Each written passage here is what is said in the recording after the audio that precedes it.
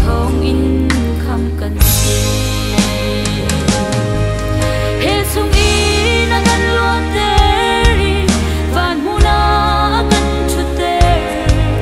hi tuk in alian ngan mi pathian kham na sai re loin kan uwi kan kha tham ma si a chu pathian be chai nak chung in zai tin da kan lo ko lai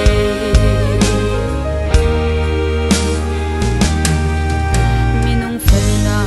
le chat na thian nak le din nak chu boy pam haya thau lung chan sil min an si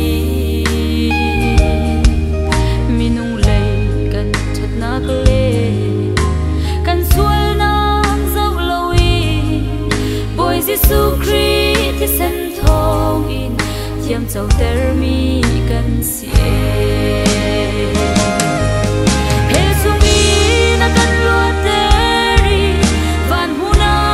kan chu ter hi tuk in alian ngan mi pathian kham na zai re loin kan uvi kan kha tham ma si a chu pathian be chei nak chung in zai tin da kan lo ko lai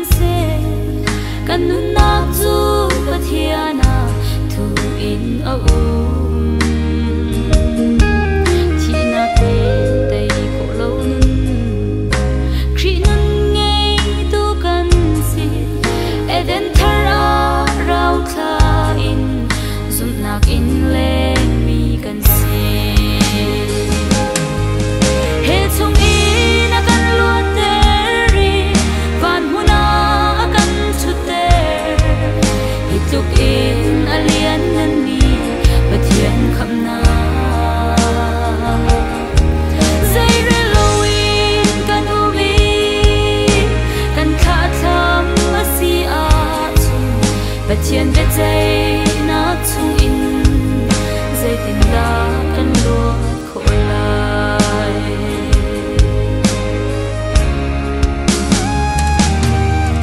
alian nan mi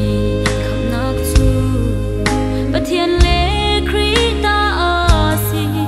chu cha Kri kham nak chu atlau kho lo pathian thong in